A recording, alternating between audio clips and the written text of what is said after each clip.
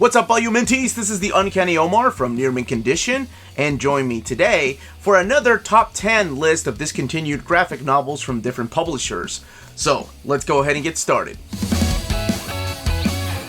Before getting started, go ahead and hit that like button and subscribe button if you haven't subscribed yet. We put out videos every day, especially if you like top 10 lists like this or this type of topic. This is the place to come and talk about it. So thank you all for suggesting that I continue doing this list because you all brought it back.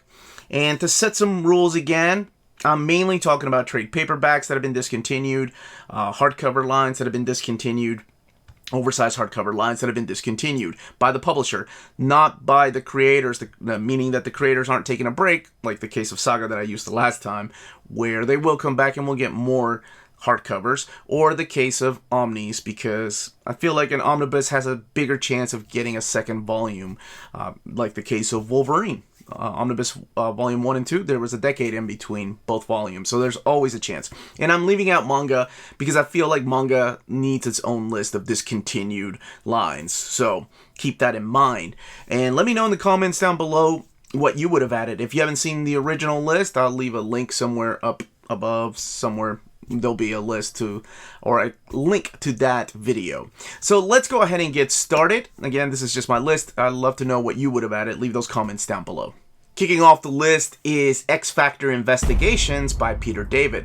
There were a set of 2 complete collections, and then the line was discontinued. Now you can still get them in smaller, thinner trade paperback format, but those nice, thick, complete collection trades were just so nice to have it all in one. This is one of my most favorite series. It's one that I always hope that they will release in omnibus format, but I know not everybody buys omnis, and I know there is a high demand for complete collections because they have 400 pages, 500 pages sometimes, and they're pretty affordable for as much content as you get for your buck. So I hope sometime down the line they will rethink and continue this wonderful underrated series of X Factor Investigations by Peter David. Teenage Mutant Ninja Turtle Classics by IDW. This one is a little trickier. So what this line did, they were a series of trade paperbacks that collected the issues of Teenage Mutant Ninja Turtles, not by Eastman and Laird. So Eastman and Laird got the oversized format, the big, nice hardcover editions. There were also trade paperback editions of those. There were the colored editions of those. And then everything else that they didn't write in between issues were collected in the Classics trade paperback line. This line was discontinued, so they never got to finish out all those remaining issues, and this is something that I wish IDW would go back to, because there are some really cool issues that I used to have as a kid that have not been reprinted in collected editions format. Now, it would be awesome if they go back and reprint these in the same format that they did the Ninja Turtle hardcovers by Eastman and Laird. I think they would make nice companions to that library. Catwoman. And I'm mainly talking about the 90s Catwoman by Jim Ballant. We only got 2 of these trade paperbacks, and I'm sure when I do another one of these videos, you'll see more of the 90s DC stuff that they just left somewhere out there. But we only got 2 volumes of these. We did end up getting all of Ed Brubaker collected, and then all of Will Pfeiffer collected in nicer, thicker trade paperbacks. And then I thought for sure that we're going to go back and do all of Catwoman from the 90s, because there's a lot of crossovers here with, well, it kicks off with a Knight's End crossover? No, Knight's Quest crossover. And then, you know, she dives into the Legacy, the Contagion, and then No Man's Land. So she was a big part of the Bat family in the 90s. So it surprises me that they discontinued this line. Honestly, it surprises me that they discontinued a lot of the DC 90s lines by Chuck Dixon, too. A lot of the Bat families, like Robin. But anyway, that's another list, and it's not the only DC book you'll see here. Giant Days, the hardcover editions by Boombox. I really thought the Boom line for kids was called Kaboom. But anyway, this really breaks my heart because I got these last year, volumes 1, 2, and 3, and I read them. I fell in love with them. It's about a group of 3 girls that go into a college for a semester, for the first semester, and they become instant friends. So it reminded me of those times being in college and just being away from my family for the very first time. So I was so excited when I got them in hardcover because these collect 2 trade paperbacks. However, the hardcover line, according to the creators, is discontinued. They just didn't sell enough. The line is still available to finish it out in trade paperback format, but man, what I would love for them to do either a box set or to continue them in hardcover line, because these are really wonderful hidden gems if you've not read Giant Days. Hidden gems.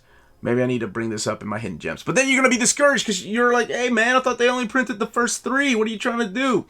Well, the rest of the series is still printed in trade paperback format, so if you're not OCD like some people, yet near mint condition, then you're okay. The Legion from DC Comics. Check out the talent behind this book. Dan Abnett, Andy Lanning, Olivier Coipel. All this talent. I mean, we're talking DNA, the guys that put the cosmic universe back on the map for Marvel. And we only got 2 trade paperbacks of their phenomenal run, and I was hooked. This is what sucks about being a fan of Legion of Superheroes at DC. And I don't even consider myself like it's not even in my top 20 book, but it's a fun book that I wanted to get into, a fun series. I think it's a disservice to the fans of Legion of Superheroes to collect 1 or 2 trade paperbacks from a certain era and then move to another era and then go back to another era of Legion and collect 1 hardcover. I think the only one that has had 1 huge run was the Mark Waid era of Legion of Superheroes. Everything else, you only get 1 or 2 trade paperbacks. Hopefully these standard size hardcovers are going to sell from Legion Before the Darkness. They're really not that great. No offense to anybody that loves that era, but I was hoping that these would sell. I was hoping that we'd get an omnibus out of this. That talent, that artwork, I mean, that's some early Coipel artwork. And sadly, nope. Line was discontinued after 2 trade paperbacks. G.I. Joe, the IDW years, hardcovers. My phone call with my contact at IDW, we bonded over how much we hated the fact that the Transformers UK was discontinued, and then this line was discontinued after 7 hardcovers. So I was hoping that these would sell as well as the Transformers, as well as Teenage Mutant Ninja Turtles, and they would be evergreen. However, unlike Transformers and unlike Ninja Turtles, it's a slower start. It doesn't get better until about volumes 4 and 5, at least in my opinion. And I think that was part of the problem. So when people were getting volumes 1 and 2, they were just not digging it. And the series got better, and from what I hear, because I haven't read it past this volume, it got a lot better. So we only got 7 hardcovers of this stuff, and there's a lot of wonderful creative talent that went into these, and sadly they just didn't sell enough. So my hope is that, you know, maybe some crazy loon on YouTube starts promoting more and more IDW hardcovers, and people start buying, you know, or checking out the things that he suggests, and maybe IDW will see that. And then maybe we'll get a volume 8 and reprints of the first few volumes. Maybe. Thunderbolts. I know it says Hawkeye and the Thunderbolts, but you will know I'm talking about just the Thunderbolts. This one is so disheartening because we just needed 1 more thick trade paperback. So this takes us all the way to issue 50 of the original Thunderbolts. This is when Fabian Nicieza was still writing the book. And Mark Bagley, I think, has a couple more issues after this. But we got the next trade paperback was the Fight Club years. Years. 1 6-issue trade paperback, because it just was a bad idea. But this, we just needed 1 more, because I think this ends at issue 50, and then the Fight Club era, or the Fight Club trade paperback, was issue 76, I think. So 1 more trade paperback would have done it. It would have been a nice thick trade paperback to end this wonderful series. Hopefully the omnibus editions are going to sell well. We'll get a volume 2, a volume 3. I'll even take the Fight Club era in omnibus format. But this line, I think this is the only way to get it. You could probably still find the rest of the series in the Marvel app, if I'm not mistaken. But other than that, it's just the single issues after this. And then, you know, we get the new Thunderbolts when Fabian Nicieza comes back. Check out my reading order if you want to see how to read this in collected editions. A lot of you were surprised that this wasn't on my first original list. It's just too heartbreaking to talk about. Aquaman by Peter David. 2 volumes. A 3rd one solicited. Canceled. Not enough pre-orders. I think that's what happens a lot of the time with these companies. They don't see enough pre-orders or demands for a book. That's why I always stress the importance of pre-ordering something that you really want, especially if it's something obscure that not a lot of people you think may not be into. And I think that was the case where DC saw the pre-orders of this and Green Lantern by by Kyle Rayner. Green Lantern Kyle Rayner Volume 3. And they said, nah, not enough pre-orders, cancel it. But that's not the case, because most of us buy books when they come out. We don't pre-order. We buy books the first week they come out. And I know I'm the same way. I started pre-ordering more and more lately because I know the importance of it. But as a creature of habit, pre-ordering was just not on my radar. I like buying my books the first week because I like to know what was coming out. Now, with budgeting and all that, and because I have a YouTube channel where I have to show books to help you all decide whether to buy or not, I started pre-ordering a lot more. But yeah, this one broke my heart. I'm a huge fan of this era. Granted, yes, Peter David really didn't get to finish out his run. Was it Eric Larson, I think, took over, and then DNA took over. But I would still love for this era to be collected. Aquaman really doesn't get a lot of love in the collected editions department. So I'm hoping that somehow we'll get this in an omnibus format, or maybe another, trying this out again. There are more people collecting these type of books these days, and I don't think DC's figured that out quite yet. Maybe the sales of the books later on this year, they'll be able to show somebody, hey, these books are selling. Maybe we should try to reprint this crazy dude named Peter David's work. But anyway, when I do another one of these lists, Peter David's name will be on it again. Be sure of that. Now, I'm showing the world of Edena here, but I'm using it as an example because I'm mainly talking about the Moebius Library. Anybody else got excited when Dark Horse announced they were going to start releasing the Moebius Library in hardcover format? I know I was. This was a few years ago. And as soon as they got it, we got the Inside Moebius 1, 2, and 3 volume, and then the World of Edena. And then they kind of set on the license. I'm not sure what's going on over there, but I was so happy when I heard it. I'm like, oh, finally we're going to get the Blueberry stuff over here. We're going to get a lot of unpublished work over here. And I know Humanoids owns the rights to a lot of his work, but it's mainly when he's working with Jodorowsky. But Moebius has had a lot of stuff published overseas that has never been brought over here. Or the stuff that's been brought over here, I think the Epic line brought over some stuff. And I don't mean the Marvel Epics now. I mean the Epic line from the 80s. They brought some stuff over here. And that stuff is long gone. And I know Blueberry came over here. I think there were 5 volumes, if I'm not mistaken. But to have it all in a nice hardcover format, this line just feels like it's either been discontinued or they're working out some kind of copyright thing. I'm hoping that it's just a couple of things they're working out for the copyrights of some works and then bring the line back. Because, they started off strong. We had 2 volumes released the first year and then 2 more volumes the second year and then nothing here for the last couple of years. So here's hoping. How could I have this list and not talk about this series here? Spawn. The hardcover formats. Volume 10. Volume 9 came out, I want to say, right around 2013 is when Volume 9 came out. Then a few years later, out of nowhere, we got a Volume 10 because they had enough material from the classic, the trade paperbacks that they were releasing, the Origins, Spawn Origins trade paperbacks. Enough material to make a Volume 10 hardcover. And when I did my overview of the Spawn hardcovers, so many of you from Germany were like, what's wrong with America? We have all the way up to volume 16 here. I'm so happy for you all. But here, we only got to volume 10, and the line was discontinued. And then, last year, Diamond started showing that you could reorder some of the out-of-print volumes of the hardcovers. That was so cool. I let people know. Everybody got excited.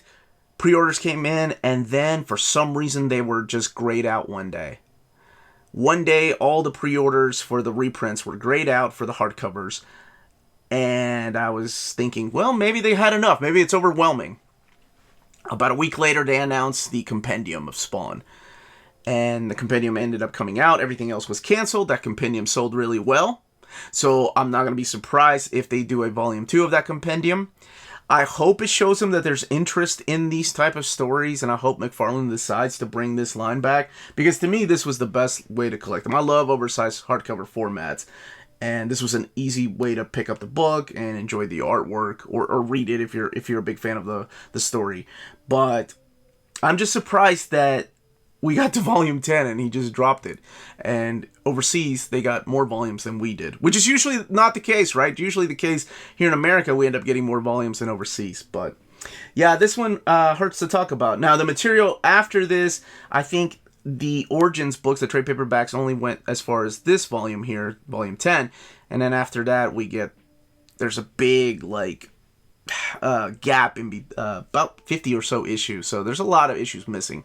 If they continue the compendium line, you know, the next 50 and the next 50, by volume 4 will be up to 200. By volume 6 will be up to 300. It's a cheaper way of getting it, and the book sold damn well, so I wouldn't be surprised if we see a volume 2 and 3 of that later on. But me, this is the one that I want back. This is the line that discontinued that I wish they would bring back. And yeah, that's it.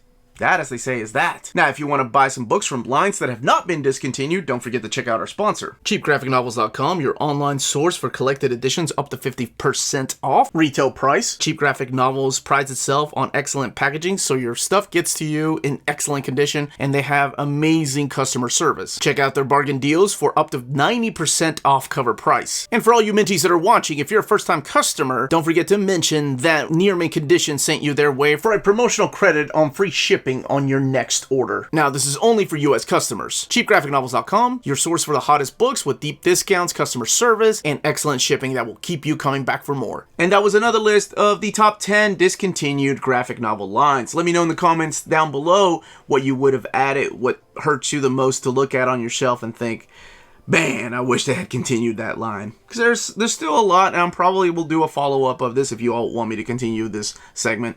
But yeah, usually I bring the good news, right? Like, this is getting reprinted, or look at this overview of this book. But today I wanted to go back and talk about some books that have been discontinued, or some lines that have been discontinued, that I wish they would bring back in some kind of format, bigger, better than ever. But again, just my list. Let me know what yours are. Leave those comments down below. Don't forget to hit that like button. Subscribe if you haven't subscribed yet. Ring that bell for notifications. Check out our spread shop where you can get our merchandise. It's up to 15% off right now for the next week as of this video. And we are also on Patreon, and thank you so much to our patrons. You all make videos like this possible. Seriously, I couldn't be doing videos like this if it wasn't for you all. And that's it, everybody. Please stay healthy, stay safe. Much love.